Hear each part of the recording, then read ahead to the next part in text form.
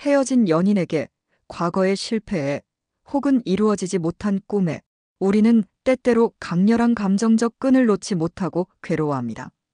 밤마다 떠오르는 그 사람의 얼굴, 끝없이 되풀이되는 후회의 생각들, 놓아버려야 한다는 것을 머리로는 알면서도 마음은 따라주지 않는 그 답답함. 이 끊어지지 않는 끈, 바로 감정적인 집착입니다. 왜 우리는 이 집착에서 벗어나기 어려울까요? 단순히 의지가 약해서일까요? 아니면 사랑이 너무 깊어서일까요?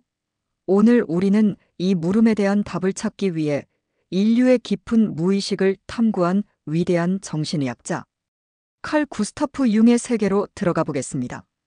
융은 우리에게 이렇게 말합니다. 우리가 외부에 집착하는 것은 사실 내면의 결핍을 채우려는 무의식적인 시도일 수 있다고요. 이것이 바로 오늘 우리가 함께 탐구할 여정의 출발점입니다. 칼 구스타프 융, 1875년 스위스에서 태어난 그는 지그문트 프로이트의 제자이자 동시에 독립적인 길을 개척한 정신분석학의 거장입니다. 프로이트가 성적 욕동에 집중했다면 융은 인간 정신의 더 깊은 층, 바로 무의식의 원형적 구조에 주목했습니다. 융이 발견한 것은 우리 마음, 깊숙한 곳에 개인의 경험을 넘어선 인류 공통의 정신적 유산이 잠들어 있다는 사실이었습니다. 그는 이를 집단무의식이라 불렀고 여기에 우리의 감정적 집착을 이해하는 열쇠가 숨어 있다고 보았습니다. 그렇다면 우리의 감정적 집착은 어디에서 시작되는 것일까요? 융에 따르면 그 뿌리는 우리의 무의식 깊숙한 곳에 자리 잡고 있습니다. 마치 빙산의 일각처럼 우리가 의식하는 집착은 수면 위에 드러난 작은 부분일 뿐이고 진짜 원인은 보이지 않는 무의식의 바닷속에 감춰져 있습니다. 융은 우리의 무의식을 개인 무의식과 집단 무의식으로 나누어 설명했습니다. 개인 무의식은 우리가 살아오면서 겪었지만 의식에서 잊혀지거나 억압된 개인적 경험들이 쌓인 곳입니다. 어린 시절의 상처, 해결되지 않은 갈등, 인정받고 싶었지만 좌절된 욕구들이 모두 이곳에 머물러 있습니다. 이러한 억압된 감정들이 뭉쳐서 하나의 덩어리를 이룰 때 융은 이를 콤플렉스라고 불렀습니다. 예를 들어 어린 시절 부모로부터 충분한 사랑을 받지 못한 경험이 있다면 이것이 콤플렉스가 되어 성인이 된 후에도 연인이나 친구에게 과도한 관심과 애정을 요구하게 만들 수 있습니다. 이런 콤플렉스는 마치 우리 마음속의 자석과 같습니다. 특정한 상황이나 사람을 만나면 자동적으로 끌려가게 되고 그 대상 없이는 마치 세상이 무너지는 것처럼 느껴집니다. 바로 이것이 감정적 집착의 무의식적 뿌리입니다. 하지만 융의 통찰은 여기서 그치지 않습니다. 그는 우리가 자신에 대해 알지 못하는 어두운 부분, 즉 그림자에 대해서도 깊이 탐구했습니다. 그림자란 우리가 인정하고 싶지 않거나 사회적으로 받아들여지지 않는다고 생각하여 억압해온 성격의 일부입니다. 문제는 이 그림자를 우리가 의식하지 못할 때 일어납니다. 억압된 그림자는 사라지지 않고 대신 외부의 다른 사람이나 상황에 투사됩니다. 우리가 어떤 사람을 만났을 때 이유 없이 강하게 끌리거나 반발하는 감정을 느낀다면 그것은 그 사람이 우리의 그림자를 자극하고 있기 때문일 수 있습니다. 예를 들어 자신의 공격성을 인정하지 못하는 사람은 공격적인 성향을 가진 사람에게 강한 거부감을 느끼면서도 동시에 그런 사람에게 이상하게 집착하게 될 수 있습니다. 반대로 자신이 갖지 못한 매력적인 특성을 가진 사람을 만나면 그 사람을 이상화하며 병적으로 집착하기도 합니다. 이런 그림자의 투사는 특히 연인 관계에서 자주 나타납니다. 우리는 종종 상대방에게서 자신이 갖지 못한 것들을 보고 사랑에 빠진다고 생각하지만 실제로는 자신의 억압된 부분을 상대방을 통해 경험하려는 무의식적 시도일 수 있습니다. 또한 융은 페르소나라는 개념을 통해 우리가 사회에서 쓰는 가면에 대해서도 설명했습니다. 페르소나는 타인의 기대에 부응하고 사회적 역할을 수행하기 위해 우리가 착용하는 가면입니다. 직장에서의 나, 가족 앞에서의 나, 친구들 앞에서의 나가 모두 다른 페르소나를 쓰고 있는 것이죠. 문제는 페르소나에만 매달려 살다 보면 진정한 자신이 누구인지 잊어버리게 된다는 점입니다. 가면 뒤에 진짜 자신은 공허해지고 이 공허함을 채우기 위해 외부의 무언가에 강렬하게 집착하게 됩니다. 타인의 인정, 성공, 사랑 등이 마치 자신의 존재 이유인 것처럼 느껴지는 것입니다. 특히 이성관계에서의 집착을 이해하기 위해서는 융의 아니마와 아니무스 개념을 살펴볼 필요가 있습니다. 아니마는 남성의 무의식 속에 있는 여성적 요소이고, 아니무스는 여성의 무의식 속에 있는 남성적 요소입니다. 우리 각자의 내면에는 반대 성별의 특성들이 잠들어 있습니다. 남성에게도 부드럽고 감성적인 면이 있고, 여성에게도 강하고 논리적인 면이 있습니다. 하지만 사회적 성역할 때문에 이런 내면의 이성적 요소들을 제대로 발달시키지 못하는 경우가 많습니다. 그러면 이 발달되지 못한 내면의 이성적 요소는 외부의 실제 이성에게 투사됩니다. 남성이 여성에게 무조건적인 이해와 포용을 기대하거나 여성이 남성에게 절대적인 힘과 보호를 요구하는 것이 그 예입니다. 이런 투사가 일어나면 상대방은 더 이상 독립적인 개체가 아니라 자신의 내면의 결핍을 채워줄 도구가 되어버립니다. 이것이 바로 많은 연인 관계에서 나타나는 병적인 집착의 원인입니다. 상대방을 사랑하는 것이 아니라 상대방을 통해 자신의 내면의 부족함을 채우려고 하는 것입니다. 그래서 상대방이 자신의 기대와 다르게 행동하면 배신감을 느끼고 상대방을 잃을까봐 불안해하며 집착하게 되는 것입니다. 그렇다면 이런 감정적 집착에서 어떻게 벗어날 수 있을까요? 융은 인간의 궁극적인 목표를 개성화 과정에 두었습니다. 개성화란 자신의 모든 의식적, 무의식적 요소들을 통합하여 온전한 자기가 되는 과정입니다. 이 과정에서 감정적 집착은 우리에게 불편함을 주지만 동시에 소중한 신호이기도 합니다. 집착은 우리 내면의 무언가가 해결되지 않았음을, 더 깊은 자기 탐구가 필요하다는 메시지를 전해주고 있습니다. 집착을 통해 우리는 자신의 그림자를 발견할 수 있고 억압된 콤플렉스를 인식할 수 있으며 진정한 자신이 무엇인지 깨달을 수 있습니다. 그러므로 집착을 무작정 억누르려 하기보다는 집착이 우리에게 전하려는 메시지에 귀 기울여야 합니다. 융은 무의식과의 소통을 위해 상징과 꿈의 중요성을 강조했습니다. 우리의 무의식은 논리적인 언어가 아닌 상징의 언어로 우리와 대화합니다.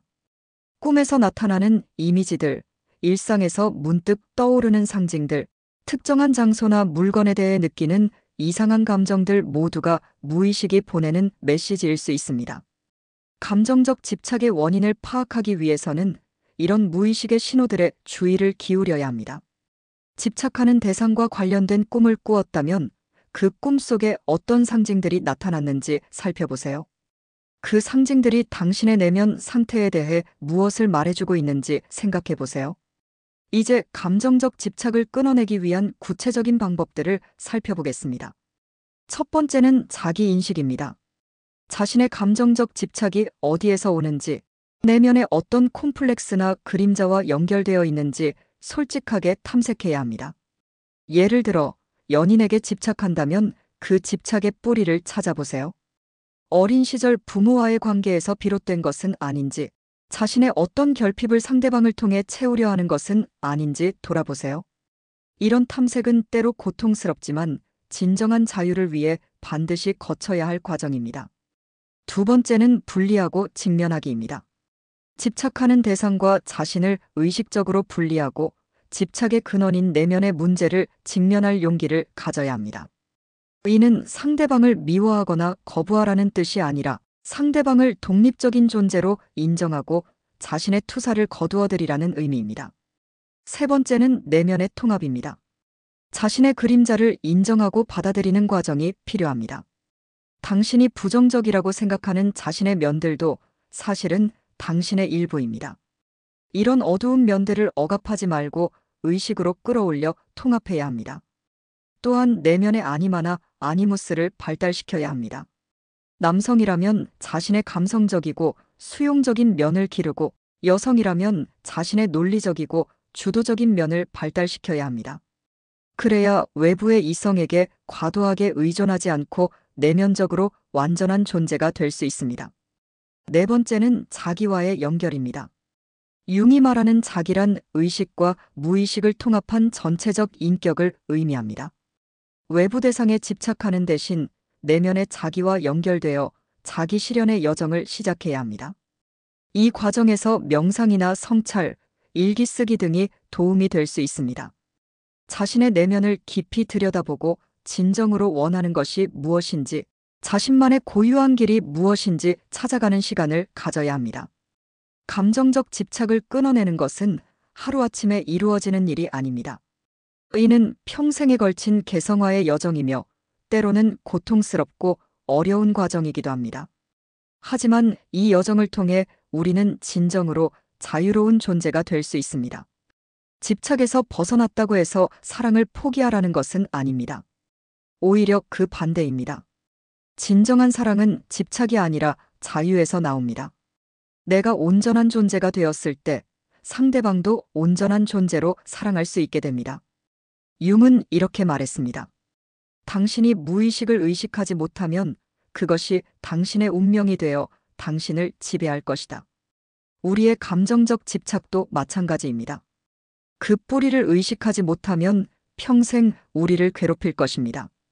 하지만 용기를 내어 자신의 무의식을 탐험하고 내면의 그림자와 만나며 억압된 부분들을 통합해 나간다면 우리는 집착의 사슬에서 벗어날 수 있습니다. 그리고 그 자리에 진정한 자유와 사랑이 자리 잡게 될 것입니다. 때로는 집착하는 대상을 잃는 것이 두려워 이런 과정을 피하고 싶을 수도 있습니다. 하지만 기억하세요. 진정한 것은 결코 잃어버릴 수 없습니다.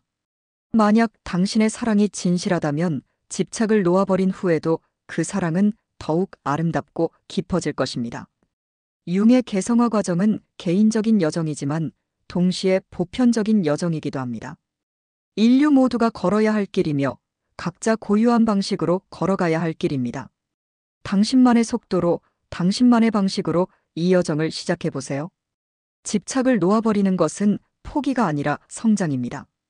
외부에 의존하던 삶에서 내면의 힘으로 살아가는 삶으로의 전환입니다.